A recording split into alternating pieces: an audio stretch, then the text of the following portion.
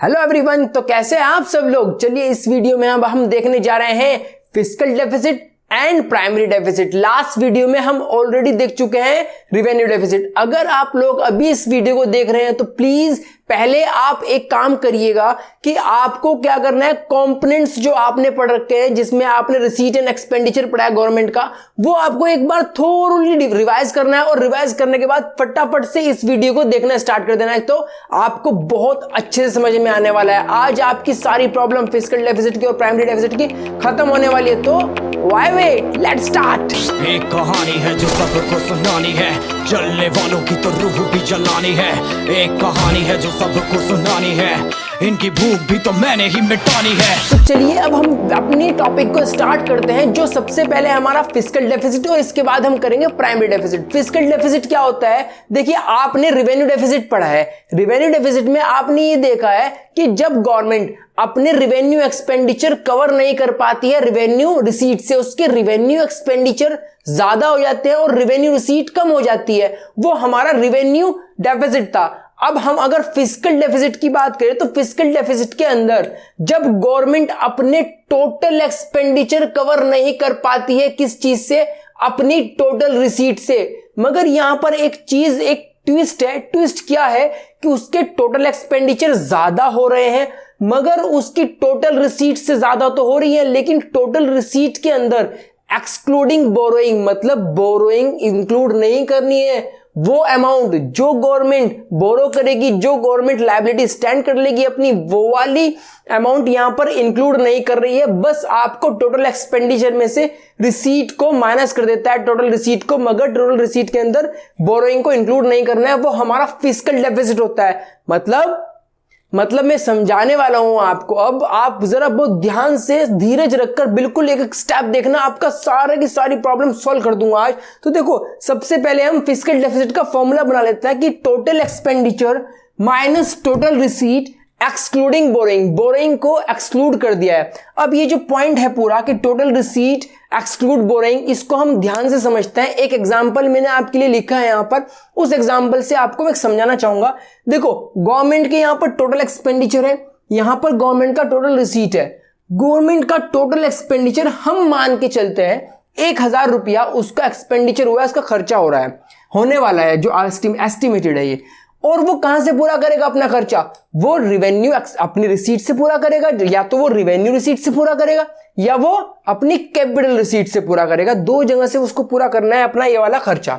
अब हम ये भी मान के चलते हैं कि जो ये 1000 रुपया है, इसमें से आपका जो रिवेन्यू रिसीट पूरा करा है इसने, मतलब रिवेन्यू रिसीट से 700 रुपए गवर्नमेंट ने रिसीव कर लिया है। गवर्नमेंट ने टैक्सेस से, नॉन टैक्सेस से, इंटरेस्ट वगैरह का जो पैसा गवर्नमेंट के पास आता है वो 700 रुपए आ गया है, हमने मान लिया है। अब बचे कितने यहां पे? उसको 1000 रुपए पूरे करने हैं, बच रहे हैं 300 रुपए। अब वो 300 रुपए कहां से पूरे करेगा? कैपिटल रिसीट से पूरे करेगा। अब आपको यह भी पता है कि कैपिटल रिसीट के लिए दो कंडीशन होती है, दो टाइप के हो सकते हैं वो इसी तरीके से। क्या? या तो गवर्नमेंट अपने घर के बर्तन बेच देगी, मतलब अपने एसेट्स को डिक्रीज कर देगी, तो वो भी कैपिटल रिसीट होता है।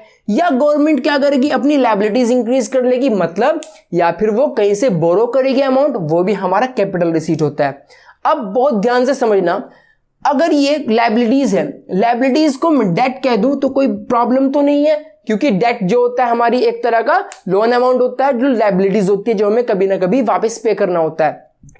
तो ये वाला अमाउंट डेट कैपिटल रिसीट कह सकते हैं हम, और ये वाला जो अमाउंट है इसको, इसका अंदर जो अमाउंट आएगा इसको हम कह सकते हैं नॉन डेट कैपिटल रिसीट कह सकते हैं हम।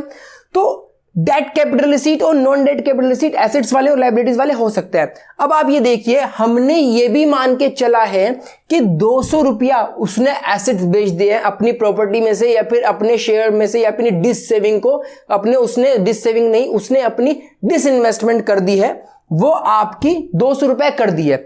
अब उसको गवर्नमेंट को 1000 रुपए पूरे करने थे, 700 रुपए यहां से आ गए हैं उसके पास, 200 रुपए उसने अपने एसेट्स बेच दिए हैं, बच रहे हैं कितने? उसको 100 रुपए बच रहे हैं। और वो जो 100 रुपए बच रहे हैं, वो 100 रुपए कहां से लेने पड़ेंगे? उसको लायबिलिटीज इंक्रीज करनी पड़ेगी, मतलब उसको बोरो करने पड़ेंगे। अगर मैं सिंपल सी भाषा में कहूं आपको, तो जो वो बोरो अमाउंट कर रही है वही आपका फिस्कल डेफिसिट कहलाता है, कि तो फिस्कल डेफिसिट क्या शो करता है? It shows borrowing, it shows loan requirement of the government. Government को कितने लोन की जरूरत है वही हमारा फिस्कल डेफिसिट दर्शाता है। अब जो ये आपके सामने एग्जांपल मैंने पेश किया है, इस एग्जांपल को जरा समझ लीजिए। देखो क्या होता है, इसको ऐसे भी डिफाइन कर सकते हैं हम, ऐसे भी डिफाइन कर सकते हैं, या आपकी इच्छा के अनुसार आप कोई भी डेफिनेशन लिख देना।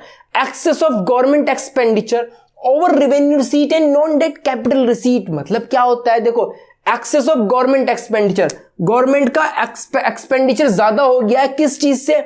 ओवर रेवेन्यू रिसीट, जो रेवेन्यू रिसीट ये था, and non debt capital receipt, और नॉन डेट कैपिटल रिसीट से ये गवर्नमेंट का जो एक्सपेंडिचर इन दोनों से ज्यादा हो गया है, वो हमारा फिस्कल डेफिसिट कहला गया। देखिए अगर यही वाले एग्जांपल की मैं यहां पर वैल्यू पुट करूं, कैसे टोटल एक्सपेंडिचर 1000 थे, रिवेन्यू एक्सपेंडिचर 700 रुपए थे, और उसके जो एसेट्स बेच दिए थे उसने, इसका मतलब नॉन डेट कैपिटल रिसीट कितना था उसका? 200 रुपया। अगर मैं इसको माइनस कर दूं, इसमें से 100 रुपया आपका फिस्कल डेफिसिट आ गया था, जो यहां पर फिस्कल डेफिसिट आ गया। अब मैं इसी सेम फिस्कल डेफिसिट को जो हमारा यहां पर आया है, इसको इस फॉर्मूले के अकॉर्डिंग करना चाहूंगा, तो फिस्कल डेफिसिट क्या कितना हो जाएगा यहां पर? Is equal to total expenditure कितना है हमारा? 1000 रुपए का टोटल एक्सपेंडिचर है, एंड टोटल रिसीट हमारी कितनी है? जो टोटल रिसीट उसकी 700 रुपए आई है, प्लस 200 आई है, प्लस 100 रुपीज रिसीट आई है 100 रुपीज। लेकिन यहां पर एक्सक्लूडिंग बोरोइंग, जो उसने बोरो कराया उसको हमने निकाल दिया, इस 100 रुपए को हमने निकाल दिया यहां से। तो टोटल रिसीट कितनी हो गई है? 700 प्लस 200, यही तो ये टोटल रिसीट उसकी।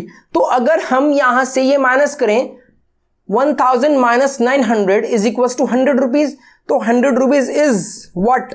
Is fiscal deficit. तो इस फॉर्मूले के अकॉर्डिंग भी सेम आएगा आंसर, और इसका फॉर्मूले के अकॉर्डिंग भी सेम आएगा। इसमें मैंने आपको बिल्कुल इलेबोरेट करके बता दिया है कि नॉन डेट कैपिटल रिसीट इसमें से माइनस हो जाता है, तो वो हमारा क्या हो जाता है? फिस्कल डेफिसिट कहलाता है। तो अब ये आपका जो है फिस्कल डेफिसिट होपफुली बहुत अच्छे से समझ में आ चुका होगा। अब इसकी इंप्लीकेशन की बात करें, इंप्लीकेशन बहुत ज्यादा इजी है इसकी आपके लिए। देखिए क्यों? क्योंकि सबसे पहला है डेट ट्रैप। डेट ट्रैप क्या होता है? डेट ट्रैप का मतलब ये होता है, अगर गवर्नमेंट बोरो करती है अमाउंट, अगर उसको बोरो करना है अमाउंट फिस्कल डेफिसिट को क्लियर करने के लिए, ठीक करने के लिए, कंपनसेट करने के लिए कह सकते हैं हम, तो वो डेट ट्रैप में फंस जाएगी। कैसे फंस जाएगी? कि भाई गवर्नमेंट करेगी बोरो। देखो बहुत ध्यान से, धीरे धीरे, आराम आराम से एक पॉइंट को ध्यान से समझना। जब वो बोरो करेगी, तो बोरो करने के लिए जब वो इस अमाउंट को पे दोबारा से रिपे करेगी, जब आप लोन लेते हो तो कभी ना कभी क्या करना पड़ेगा? आपको वापस करना पड़ेगा वो अमाउंट। ऐसे ही गवर्नमेंट ने बोरो करा है, गवर्नमेंट को कभी ना कभी वो अमाउंट वापस करना पड़ेगा। जब गवर्नमेंट वापस करेगी, वो विद इंटरेस्ट करेगी, उसको ब्याज के साथ वापस करेगी। अब क्या होगा? इस ब्याज जो ये इंटरेस्ट पे करती है गवर्नमेंट, इंटरेस्ट वाला जो खर्चा होता है गवर्नमेंट का, वही खर्चा हमारा क्या कहलाता है? गवर्नमेंट का रिवेन्यू एक्सपेंडिचर कहलाता है। तो अब ये क्या हो गया है कि बोरो, जब उसको फिस्कल डेफिसिट को करेक्ट करना है, उसके लिए उसने बोरो किया है। बोरो करने के लिए जब बोरो करती है, बोरो वाला अमाउंट जब आपको रिपे करना पड़ता है गवर्नमेंट को, उसके साथ इंटरेस्ट भी पे करना पड़ता है। जो इंटरेस्ट पे करती है वो इतना सारा इंटरेस्ट होता है जो उसका रिवेन्यू एक्सपेंडिचर कहलाता है। अब रिवेन्यू एक्सपेंडिचर जब बढ़ जाएगा, रिवेन्यू एक्सपेंडिचर को कंपनसेट करने के लिए, एक्सपेंडिचर बढ़ रहा है उसको कंपनसेट करने के लिए, लास्ट वीडियो में हमने बताया था क्या करती है गवर्नमेंट? फिर से अगेन वो लोन ले लेती है, फिर से बोरो कर लेती है ना? तो वो फिर से बोरो करेगी, फिर वही वाला अमाउंट क्या हो जाएगा? फिर से उसके पास इतना सारा इंटरेस्ट हो जाएगा, और फिर इंटरेस्ट को पे करने के लिए फिर वो अगेन बोरो करेगी। तो इस तरीके से एक डेट ट्रैप में फंस जाती है, एक डेट ट्रैप में हो जाती है गवर्नमेंट, कि वो इंटरेस्ट पेमेंट ही कर पाती है। जो उसका प्रिंसिपल अमाउंट खड़ा होता है उसको वहीं के वहीं पे रहता है, सिर्फ वो इंटरेस्ट ही दे पाती है। नेक्स्ट आ जाती है सिचुएशन इन्फ्लेशन की। इससे इन्फ्लेशन क्या होता है? देखो आपको पता है महंगाई। अब सबसे पहले क्या होगा? गवर्नमेंट ने बोरो करा, अगर बोरो नहीं कर रही है तो गवर्नमेंट क्या करेगी? डेफिसिट फाइनेंसिंग करेगी। सब डेफिसिट फाइनेंसिंग समझ लो क्या होता है। डेफिसिट फाइनेंसिंग का मतलब ये होता है जब आरबीआई क्या करती है? नए नोट को इशू करती है, न्यू करेंसी इशू करती है, वो डेफिसिट फाइनेंसिंग करती है, डेफिसिट फाइनेंसिंग कहलाती है। अब डेफिसिट फाइनेंसिंग क्या होता है बेटा? डेफिसिट फाइनेंसिंग में जब न्यू इशू करेगी करेंसी, ठीक है, क्योंकि गवर्नमेंट क्या कह रही है? गवर्नमेंट यहां से पैसा लेने चाह रही है। अपने ये फिस्कल डेफिसिट को करेक्ट करने के लिए गवर्नमेंट आरबीआई ने क्या करा है, नए नोट को इशू कर दिया। नए नोट इशू होने से मार्केट में मनी सप्लाई क्या हो जाएगी, इंक्रीज हो जाएगी। बोलो बोलो, मार्केट में मनी सप्लाई का इंक्रीमेंट हो गया। मनी सप्लाई इसका मतलब जब लोगों के पास मनी सप्लाई आएगा तो लोग बाग डिमांड करने लग जाएंगे, डिमांड इंक्रीज हो जाएगी। जब डिमांड इंक्रीज होगी लोगों की तो इससे प्राइसेस भी क्या हो जाएंगे, इंक्रीज हो जाएंगे। और जब प्राइसेस इंक्रीज होते हैं तो there is a situation of inflation in the market, इन मार्केट के अंदर इन्फ्लेशनरी प्रेशर बढ़ जाएगा, तो इस तरीके से हमारी इन्फ्लेशन आ जाएगी। नेक्स्ट पॉइंट देखते हैं, third point, foreign dependence. Foreign dependence क्या होता है? फॉरेन डिपेंडेंस का मतलब ये होता है कि जब गवर्नमेंट बोरो करती है तो गवर्नमेंट बाहर की कंट्री से, दूसरी कंट्री से भी बोरो करती है, और जब दूसरी कंट्री से बोरो करती है तो उनका इंटरफेरेंस ज्यादा रहता है हमारी कंट्री के अंदर, तो वो हमारी फॉरेन डिपेंडेंस हो जाती है। नेक्स्ट पॉइंट पे आता है financial burden on future generation. Future generation के ऊपर किस तरीके से फाइनेंशियल बर्डन होता है? देखिए, ग्रोथ कम हो जाती है फिस्कल डेफिसिट से। अगर ग्रोथ कम हो जाएगी तो कहीं ना कहीं गवर्नमेंट बोरो करेगी, और जब गवर्नमेंट बोरो करेगी, क्योंकि अपना उसको डेवलपमेंटल एक्सपेंडिचर भी करना है, डेवलपमेंटल एक्टिविटीज भी दिखानी है कंट्री के अंदर कितनी सारी एक्टिविटीज हो रही है, तो उसको करने के लिए जब गवर्नमेंट बोरो करेगी तो वो इंटरेस्ट पे करेगी उसके ऊपर, और जब वो इंटरेस्ट पे करेगी तो इंटरेस्ट कहां से देगी? वो टैक्स बढ़ाएगी, नॉन टैक्स क्या कर देगी, नॉन टैक्स रिवेन्यू जो है वो हमारे बढ़ा देगी। तो ये जब टैक्सेस बढ़ेंगे तो फ्यूचर जनरेशन पे एक ऑब्लिगेशन हो जाएगी, फ्यूचर जनरेशन को ये टैक्सेस बढ़े हुए मिलेंगे। तो इस तरीके से फाइनेंशियल बर्डन आ जाता है फ्यूचर जनरेशन पर फिस्कल डेफिसिट के थ्रू। तो sources of financing fiscal deficit देख लेते हैं कि फिस्कल डेफिसिट को कैसे कैसे हमारी गवर्नमेंट करेक्ट करती है, कैसे उसका कंपनसेट करती है।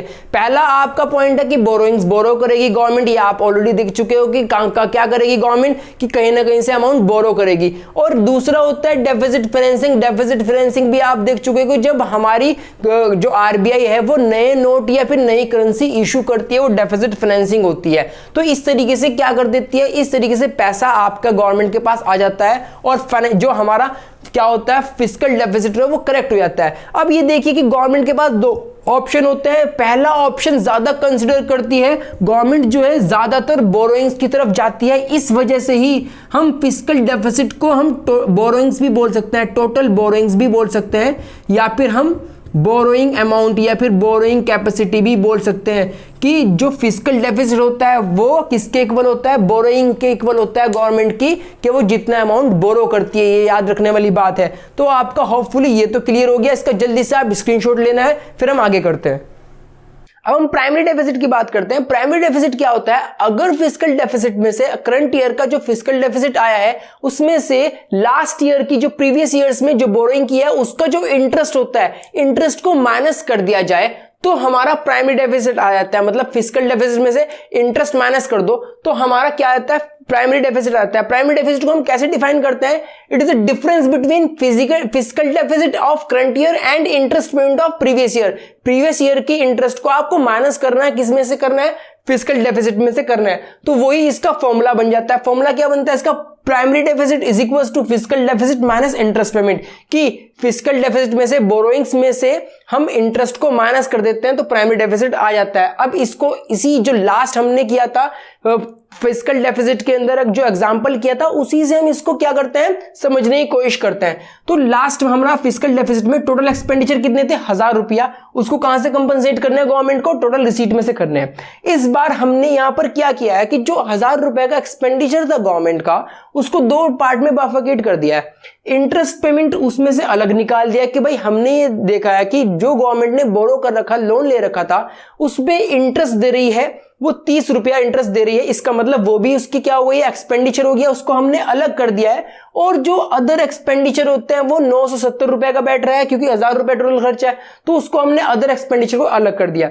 अब ये जो 1000 रुपया कहां से कंपनसेट करेगी, रिसीट से कंपनसेट करेगी। रिसीट दो टाइप का होता है। 700 रुपए का हमारे पास कहां से आ गया, रेवेन्यू रिसीट से पैसा आ चुका था। अब 200 रुपए का हमारे पास जो है एसेट्स उसने गवर्नमेंट ने बेच दिए थे। इस तरीके से हमारे पास कितना पैसा आ चुका था, 900 रुपीज आ चुके थे गवर्नमेंट के पास। अब ये देखिए कि अब उसको 1000 रुपए में से 100 रुपए का लोन लेना पड़ रहा था, क्योंकि 900 रुपए ऑलरेडी आ चुका था। अगर ये इंटरेस्ट पेमेंट 30 रुपए का ना होता तो कितना खर्चा होता गवर्नमेंट का? सिर्फ खर्चा होता 970 रुपए का।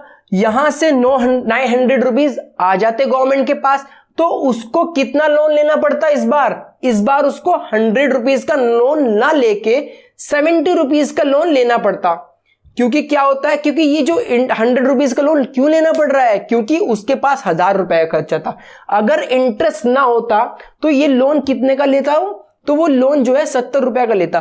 तो ये हमारा जो हमारा प्राइमरी डेफिसिट है ये दिखाता है कि हमारा जो लोन अमाउंट है, जो गवर्नमेंट ने बोरो किया है अमाउंट, वो कितना प्रोडक्टिव एक्सपेंसिव मतलब प्रोडक्टिव पर्पसेस से यूज हो रहा है, कितना प्रोडक्टिव एक्सपेंडिचर कर रही है उससे गवर्नमेंट, ये हमारा प्राइमरी डेफिसिट दिखाता है। देखो इसको एग्जांपल से और समझाना चाहूंगा। यहां पर हमारा प्राइमरी डेफिसिट है, ये हमारा फिस्कल डेफिसिट में से माइनस इंटरेस्ट पेमेंट कर देते हैं हम प्राइमरी। अब हमारा यहां पर कितना था फिस्कल डेफिसिट, 100 रुपए, 100 रुपीज, इसमें से इंटरेस्ट हमारा 30 रुपीज माइनस कर दो तो 70 रुपीज हमारा प्राइमरी डेफिसिट आ जाता था। ऐसे हमारा प्राइमरी डेफिसिट आ गया। अब ये जो 70 रुपीज आया है ये क्या है, ये गवर्नमेंट प्रोडक्टिव पर्पसेस पर यूज करने के लिए ले रही है, ठीक है। अब अगर ये जो इंटरेस्ट पेमेंट 30 रुपए ना होकर ये ज्यादा होता, ये वाला इंटरेस्ट जो है अगर ये ज्यादा होता, मैं कहता हूं कि ये वाला इंटरेस्ट हम ले लेते हैं कि 100 रुपीज का फिस्कल डेफिसिट आ गया, ये इंटरेस्ट इस बार उसका 80 रुपीज होता, प्रीवियस बोरोइंग पर इंटरेस्ट जो है 80 रुपीज होता, तो इस बार हमारा गवर्नमेंट का प्राइमरी डेफिसिट कितना आता, 20 रुपीज। इसका मतलब और कम हो जाता प्राइमरी डेफिसिट, इसका मतलब और प्रोडक्टिव पर्पसेस पर खर्चा कम हो जाता है। अब हम सेकंड पॉइंट पढ़ते हैं इस इंप्लीकेशन का। इफ प्राइमरी डेफिसिट इज 0, अगर प्राइमरी डेफिसिट 0 हो जाए then fiscal deficit is equal to interest payment. तो फिस्कल डेफिसिट किसके इक्वल हो जाएगा, इंटरेस्ट पेमेंट। देखिए यहां पर प्राइमरी डेफिसिट है, अगर ये 100 रुपीज हो जाए फिस्कल डेफिसिट और इंटरेस्ट पेमेंट भी हमारा कितना है, वो भी हमारा 100 रुपीज हो जाए, तो प्राइमरी डेफिसिट कितना आ रहा है, 0 आ रहा है।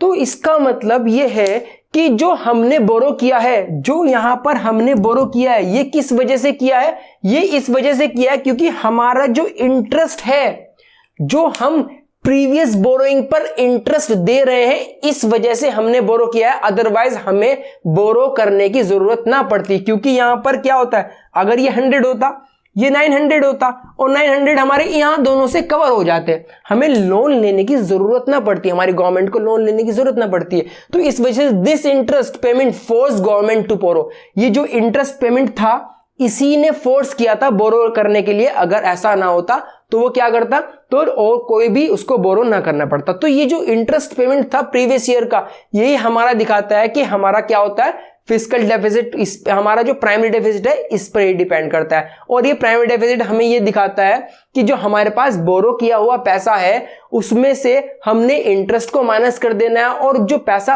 हमारे पास बचा है वो हम कितना प्रोडक्टिव पर्पसेस से यूज कर रहे हैं, हमारी गवर्नमेंट कितना प्रोडक्टिव पर्पसेस से वो कहां पर एक्सपेंडिचर कर रही है, हमारा प्राइमरी डेफिसिट के लिए आता है। तो होपफुली आपको सब कुछ क्लियर हो गया होगा। अब जल्दी से आप इसको नोट कर लीजिए और फिर हम नेक्स्ट वीडियो में मिलते हैं।